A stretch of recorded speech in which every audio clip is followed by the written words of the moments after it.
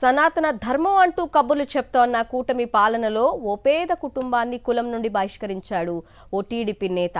తమకు న్యాయం చేయమని అడిగినందుకు మహిళను చితకబాదిన టీడీపీ నేతపై పోలీసులకు ఫిర్యాదు చేయటమే ఆమె చేసిన నేరం అయిపోయింది. నాపైనే పోలీసులకు ఫిర్యాదు చేస్తావా అంటూ ఆమెపై కుల బహిష్కరణ వేటు వేయడమే కాకుండా ఆమెకు గ్రామంలో ఎవరూ నిత్యావసర సరుకులు అమ్మడం గానీ పనులు చెప్పడం గానీ చేయకూడదని హుకుం జారీ చేశాడు. దీనిపై జిల్లా ఎస్పీకే బాధిత మహిళ ఫిర్యాదు చేసుకుంది. అయితే ఇంతవరకు పోలీసుల నుండి ఎలాంటి చర్యలు లేవు.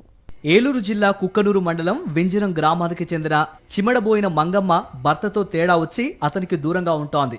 ఆమె తల్లిదండ్రులతో ఆమెకు ఆస్తి తగాదా వచ్చింది. దాన్ని తీరుస్తానని చెప్పి పెద్దగా వచ్చిన టీడీపీ నేత రౌడీ షీటర్ కరేట్ అప్పారావు మంగమ్మపై నోటి దురుసుతో మాట్లాడాడు.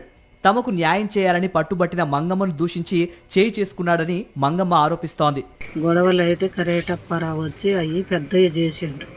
చేసి ఏదో ఒకటి చెయ్యరాడు అని గొడవని మబ్బి చెయ్యరాడు అని దగ్గరకు పోయినా పోతే ఏంటి చేసేదని చెప్పుతూ 2 దెబ్బలు కొట్టిండు. తర్వాత గొంతుకు బట్టి పిచ్చికిండు. బాగా దున్నపోతులాగా ఉన్నావు, అది కోతా ఇది కోతా అన్నాడు.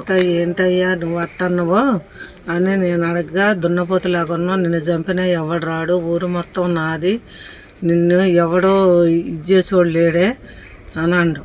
నేను కేసు పెట్టిన.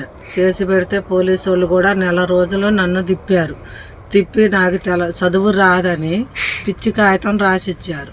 నేను ఒకళ్ళ దగ్గరకు పట్టకపోయి ఇది కేసు అయిందని అడిగితే కుల పంచాయతీ అన్నారు. కులము నేను పిలిస్తే రావట్లేదు. కులం అంతా కలిసి నన్ను ఎలివేసినారు. ఎందుకు వేసారు? ఏం తప్పు చేసినా, ఏం దొంగతనం చేసినా. పోలీసులకు ఫిర్యాదు చేసినా పట్టించుకోలేదు. పైగా పోలీసులకు ఫిర్యాదు చేసిందన్న కోపంతో మంగమ్మ కుటుంబాన్ని కులం నుండి బహిష్కరించాడు అప్పారావు. యాదవ సామాజిక వర్గానికి చెందిన మంగమ్మ తన బిడ్డ లావణ్యతో కలిసి జీవిస్తోంది.